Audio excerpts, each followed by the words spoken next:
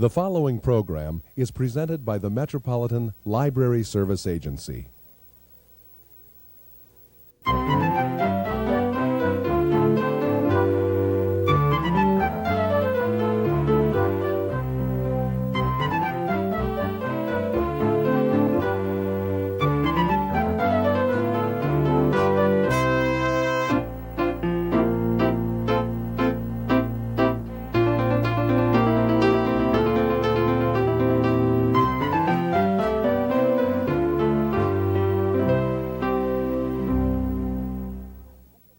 Hello, welcome to All About Kids, a program focusing on the interests of children and young people and some of the issues affecting them. Our guest today is Phyllis Naylor, Newbery Award-winning author of children's books and winner of the 1995 Curlin Award presented by the University of Minnesota. She'll be interviewed by Becky Rapport of the University of Minnesota and students from Tesseract School, Jennifer Johnson and Erin Stock. Hi, we're happy to be here today with Phyllis Reynolds Naylor. I have two friends who are coming today to help me interview Phyllis, Erin Stock and Jennifer Johnson, and they're both from Tesseract School. They are both avid writers and particular fans of Mrs. Naylor. I think they both would like to ask a number of questions, and Erin, since you really like to write, why don't you ask her about her writing and the things that you wanted to know? Well, I've always wondered what made you want to write and how old you were when you did start writing. I think I started writing my own little books when I was 10 and 11, and probably because we were read to as children until we were probably 15 years old. We were read to aloud every night by our parents, and it was such a happy time in my childhood. I thought if I get this much fun out of hearing stories, it would be even more fun to write them, and it was. And what was your first book? The first book was a collection of short stories that had already been published in a magazine. I was a little afraid to start a real novel, so I just started with 9 short stories that I put together in a collection, and it was called The Galloping Goat and Other Stories. I know that at school, whenever we talk about authors or whenever we tell the children they have to write, one of the things they always worry about is where the ideas are going to come from. And so we were thinking about asking you about your ideas. I think the older you get and the more experience you have, the more ideas you see for a book. When you're very young and you're just beginning, you think in terms of very dramatic things like hurricanes or shipwrecks or things that usually haven't happened to you. But when you start experiencing life and seeing more about life, you see stories and things that you wouldn't have thought of before. And most of my stories begin with either things that have happened to me, things I've heard about, things I've read about, all mixed up with imaginings. So that it's like a soup. You put all kinds of things in this pot and stir it up, and when it's all done, it's hard to tell what was real and what was part of your imagination. Have any of the things that you write about in your books happened to you, your family, or your friends? Yes, but usually not exactly in the same way. One of the embarrassing things in my Alice books, have you read any of the Alice books? The Agony of Alice? Do you remember the scene where she was playing Tarzan? Oh, yeah. With Donald Sheevey? Donald Cheevers in the book. That was really my first boyfriend, Donald Sheevey. And we had just seen a movie about Tarzan, and Tarzan was kissing Jane as they were on a raft that was getting ready to go over a waterfall, only they didn't know it. And just as they went over the waterfall, he grabbed Jane with one arm and grabbed a vine with the other and swung her to shore. And I thought that was the most romantic thing I'd ever seen in my life. So I wanted to try it. So I asked my boyfriend to come down, and we spent the whole afternoon trying to get him to kiss me, and every time he tried, I got the giggles and rolled off. And I've been so embarrassed about it, I decided maybe if I put it in a book, I can forget about it. Sort of worked. We were also wondering about your relationship with your publisher and your editors, and if you have editors that you really do enjoy working with, and what that relationship is like, and how do editors help? I love my editors. I think I have two of the best in New York City, John Landman and Jean Carl. I get the ideas. They never say, would you write about this or what about that? They always start with me. They never push me. They never say, hurry up and with this. I've just finished this last year, 1995, one of the most difficult books I ever did. It's a suspense novel for teenagers called Ice, and that was written 17 times, and I just thought, I cannot get this. And twice I said to my editor, do you want to just forget it? And she said, no, I see a good book there, keep at it. So I worked and worked and worked, but they don't tell you what to do. They tell you what they see as a problem, but they don't tell you how to fix it, and that's what I want. It has to come from me if it's going to work. Sort of like a mentor in a way. Yes. Mm-hmm. Can you tell us the story behind Shiloh? Very briefly, I had not expected to write Shiloh. My husband and I were visiting in West Virginia, and we went out for a walk one morning, and I could see the weeds moving off beside us. I knew something was over there, but I didn't know what. And when I went over to see, it was the saddest dog I've ever seen in my life. It was covered with ticks. It appeared to be a young beagle or mixed breed. It was so frightened and obviously abused that it wouldn't let me pet it. It just trembled and shook and just sort of crawled off in the bushes. And it followed us home, however, to our friend's house. And all day it sat out in the rain watching the house. And we didn't take it back with us to Maryland because we weren't entirely sure it didn't belong to someone there. And we have 2 cats, but I cried about that dog all the way home. And finally I decided the only way to get it out of me was to write, which helped me. It didn't help the dog. And I began thinking, I know that dog was abused, but I don't know who was doing the abusing. What if I did know? What if the dog kept running away and coming to me? What if I were an 11-year-old boy in West Virginia and the dog kept running away to me? What would I do?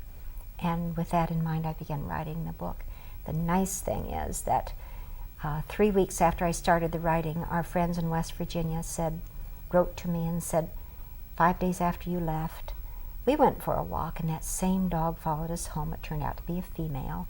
They said this time we made the mistake of feeding her, and then we gave her a bath, and then we took her to the vet and had her cleaned up, and now we've named her Clover, and she's the happiest dog in West Virginia.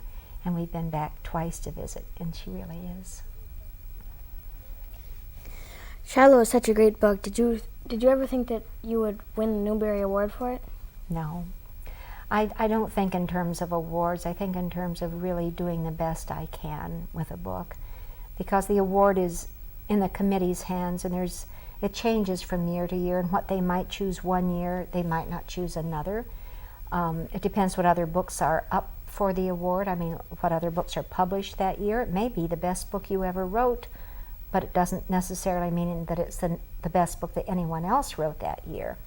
So if you start thinking in terms of awards, I think you sort of do yourself in. You just have to write a book that you are very pleased with, that you think is the best you can do, and then if something nice comes along, you're happily surprised. What was the phone call like? The phone call was very exciting. My husband had gone out jogging, and I had thought about going with him, but my knee was hurting, so I said, I'll stay home this morning. I was eating my shredded wheat when the phone call came, and I heard a woman say, Phyllis Naylor, this is the Newbery Committee. And I'm thinking, Newbery Committee, what month is this? And she said, we just want you to know that Shiloh has won the Newbery Award. And I remember sort of doubling over with one hand on my stomach out of shock. And then when I hung up, I thought, did this really happen? There was no one there to tell, and the cats were rolling around on the rug in the sunshine like nothing had happened. And they had told me that the Today Show would call next, and I would be on the Today Show. So I said to myself, I haven't been up very long, and I could have dreamed this. And if it's a dream, nothing will happen. And if it's not a dream, the phone will ring again. So I just stood there, and the phone rang, and they said, it's the Today Show. Can you be here tomorrow? And then I knew that it was real. We do quite a bit of writing at school at Tesseract, and I know I go out to other schools and talk to children about writing. And one of the things I tell them is that they should do a great deal of reading in order to be a good writer. So we were wondering about your favorite authors, and maybe if you have favorite books other than those that you've written, things that you sort of return to. And probably the books that meant more to me as a child were Mark Twain, because my father read all of his novels to us. And I think as I've grown older, the writers that I like most are the Southern writers, Eudora Welty, William Faulkner, because Ann Tyler is another one. It seems that they take very ordinary people and put them in extraordinary situations. I'm not interested in a jet set. I'm not interested too much in people that have a lot of education or money, because although it doesn't solve every problem, it solves a lot of problems. I'm interested in the people that don't have much going for them. Then when they're hit with a really big problem, what do? It makes a nicer situation for an author. They can do more things with that sort of situation. But it also just interests me as a human being to see the creativity that people use when they don't have a lot of resources to face a problem and come through it courageously, and that's what I like to write about. do you read any of the other contemporary children's authors? Oh yes, a lot. I have almost all of my friends are writers and illustrators. And when they have a book published, very often they send it to me, and then I feel obligated to immediately read it and react to it. And so sometimes I'm reading a lot of books that I might not read in that order because I know people are waiting to hear from me, and I think that's probably true of every author. Do you have a favorite book that you've written? Probably of children's books, it's Shiloh. Of adult books, it's probably a novel called Unexpected Pleasures, which is about a man building the second Chesapeake Bay Bridge who takes a 16-year-old girl under his wing to raise her and eventually marries her. Who reads your manuscripts for you? Is there someone that you really trust other than your editor? I write each manuscript probably 4 or 5 times before I show it to my husband. He's a very severe critic. He goes through the whole manuscript and makes comments, and I think about his comments and do the whole thing again.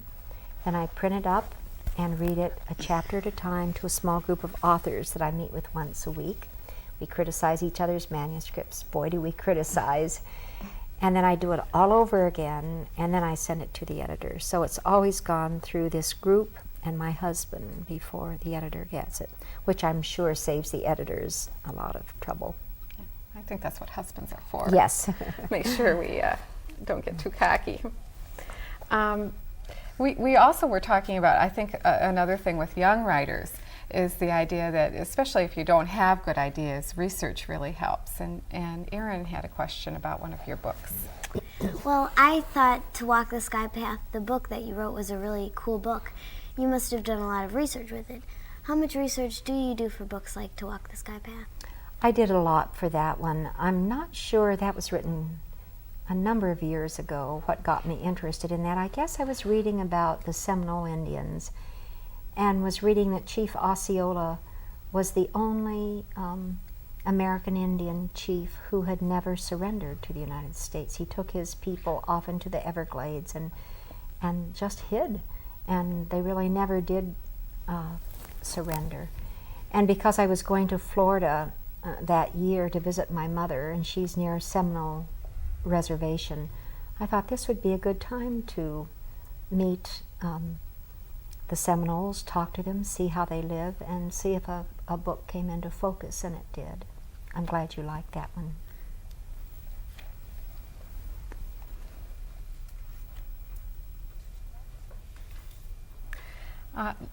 Last night when we were talking about the fact that you've written quite a few books about witches and the supernatural, along with other books that have fairly gutsy characters who sometimes speak in ways that show that they're quite angry. And just knowing that There's a great deal of censorship these days in public schools particularly, but also in other arenas. I was wondering what kinds of experiences you've had with your books being censored, and what you would like to say to those who would like to remove your books from library shelves. I think something that you have to remember is that a writer has only words in which to portray a situation. We only have black marks on white paper. We don't have pictures. And my job is to make the reader feel so strongly with my protagonist that they can feel the love or the hate or the fear that I'm trying to create in the book. And I have to think, how will this character talk, walk, smell, how will he dress, so that when I portray him, the readers will really be for him or against him, or what it is I'm trying to do in the book. One of the complaints that some parents bring up is that Judd Travers, the dog abuser in Shiloh, uses cuss words sometimes. He even names his dogs. I think one of the dogs' names is Damn It. And I could have said in the book, Judd Travers names his dogs cuss words, but would that really have had the impact on the reader as if I had had Judd Travers actually say, swaggering, oh, I name my dog Scat, Damn It, something else. It's the way he says it, the sarcastic, snide way, that you just really loathe this man, so that when Marty at the end of the book is up against this cruel, vindictive man, you can feel some of the fear and some of the loathing that he feels. And you need to do these things to help bring this character to life.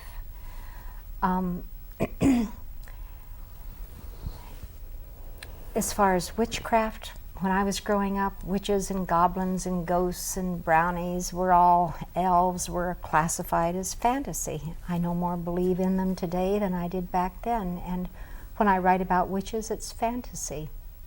And I'm sorry that we can't enjoy fantasy today, or some people feel that we can't, as much as we enjoyed Grimm's fairy tales when we were growing up. Some of the awful things that happened in Grimm's fairy tales are not nearly as bad as the things that we're putting in books today, and yet I don't think that affected us badly. We knew that they were fantasy, and that's what we accepted them as. I think one of the saddest things that has happened to me recently that made me feel very badly was a packet of letters from a school in which the teacher had obviously written a letter on the blackboard, and all of the students were made to write this letter on a piece of paper and send it to me.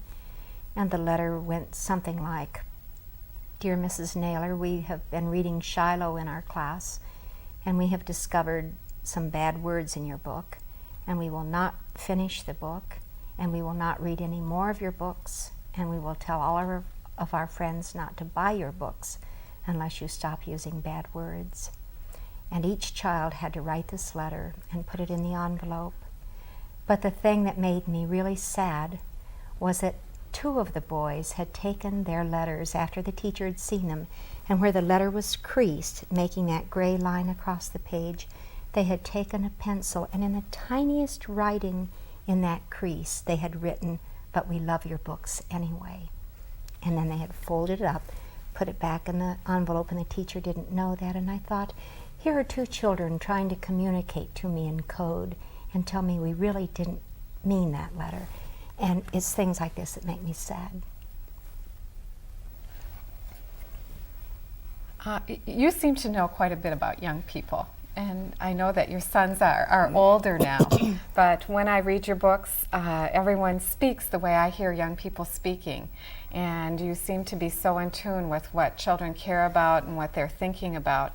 And so I was wondering what your experiences are with young people, or if you just have an ear for dialogue anyway. I think I have an ear. I think I have a better ear than I have an eye. But I do speak in schools occasionally, and I'm always listening to the conversations. I was listening to these 2 young girls in a car this morning coming over. Just the way they express themselves, the way, the things that they talk about, which are really the same things that concerned us when we were growing up. sometimes I would hire my boys when they were younger to, I hired one boy to play poker with his 3 friends because I needed a scene in an adult novel for a poker game, and I didn't know if they talk while they're playing or between hands, so I gave him $20 to invite 3 friends, and they played poker, and they let me sit in the corner and watch. I've begged to go along when they do weightlifting because I wanted that for a scene in a book, and so I've used my sons in a number of ways, and they've done research for me. My older son used to read manuscripts and criticize them for me, and I enjoy being around people of all ages and listening to them. Well, we talked a little bit about some of the sad letters that you get. What do children write to you about? Do you have some that are really funny or some that are maybe particularly poignant that weren't copied from the board? I think, excuse me, one of the funniest and most from the heart letters that I received on Shiloh, and I'll try to recite it the way it was written. It was, "Dear Phyllis Naylor, I read your book, Shiloh, and it was so sad that I cried so many tears that I used up all my Kleenex and had to use toilet paper for my tears." And then he went on to say, "I don't know if cars or trucks go by your house, but if one of your cats ever gets run over, I'll come to the funeral. Love, Robert." Well, we also were wondering, I know that you love to write and you spend quite a bit of time writing. As a matter of fact, I read what your husband had to say, and he said that you have to write. That's right. And I think "have" was in capital letters and in bold print. But what do you like to do other than writing? What do you do in your non-writing time? We like to hike. I love to swim. I just learned this last year to snorkel. And I said to my youngest son, "I'm going to stop writing. I'm going to spend the rest of my life snorkeling." I just love snorkeling. I love to sing and play the piano and go to the theater. I love stories in any form. And there are so many things in my life that I love to do that there aren't enough minutes in the day to do them all. But if I had to pick only one thing to do the rest of my life, it would be to write. I know some authors write in different spots so they can feel comfortable when they write. And like you said, you love to snorkel, but I know you can't write when you're snorkeling. But do you have a special spot that you like to write? There's a very comfortable chair in my living room that raises up, the feet raise up, and I sit there and with a clipboard on my lap and I write. But I found that because I'm always staring at the same wall and the same drapes, I think now for 30 years, my husband said he realizes why I love to ride on the train. And I go everywhere I can by Amtrak. I have my own little bedroom on Amtrak, and it's like a writer's retreat for me. And the nice thing is that when you're writing, you're not always staring at the paper. Usually you're looking up, you're thinking, and when the next line formulates in your mind, then you write it down, but you're not staring at the paper. And on a train, there's a constant moving scene outside the window. It doesn't involve you. You don't have to interact with it. So instead of staring at the same wall, I can see a constantly moving picture show outside the window every time I look up, and then go on writing. And someone brings me my dinner, or I can go to the dining room. I don't have to empty the kitty litter or cook for my husband. I can just sit and write. That's all I have to do for 2 or 3 days. So I do so much writing on Amtrak. I even dedicated a novel to Amtrak because I wrote the whole thing on the train. Which one is that? I think it's one of the Besseldorf mystery books. We'll have to try to look and see. We also wanted to congratulate you on winning the Curlin Award.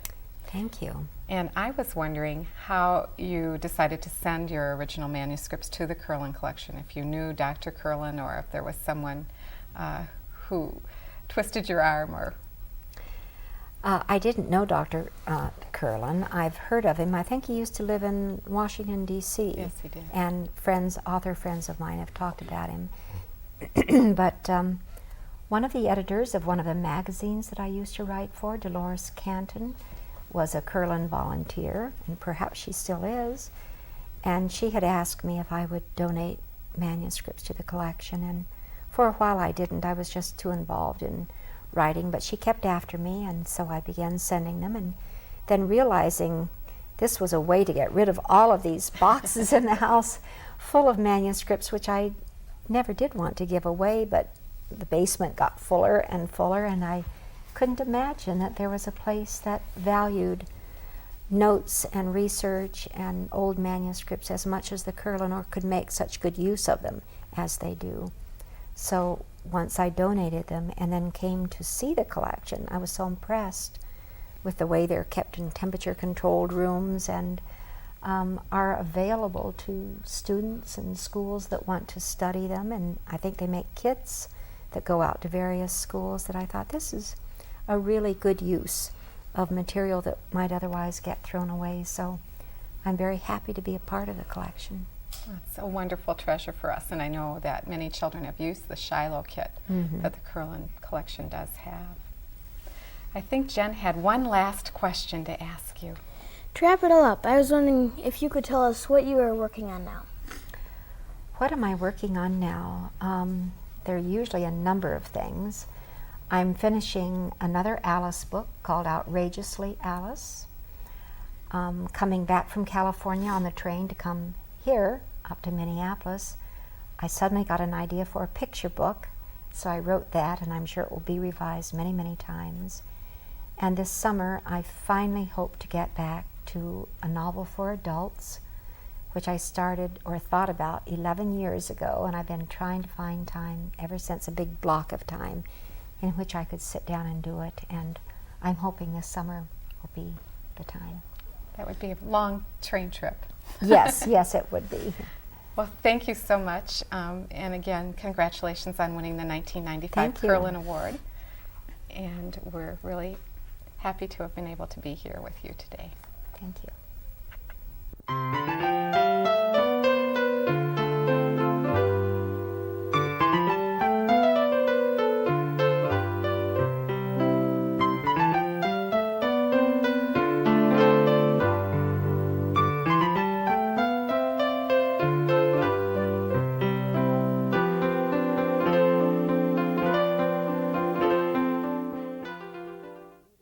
Phyllis Naylor's books are enjoyed by readers of all ages.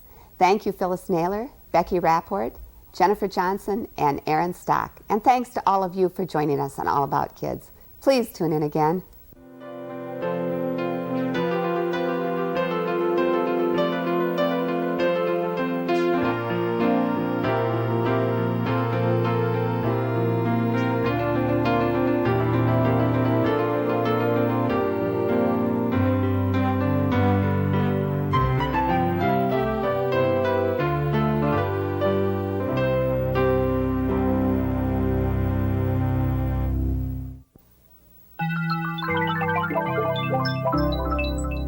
This has been a presentation of Hennepin County Library in conjunction with the Twin Cities Metropolitan Library Service Agency.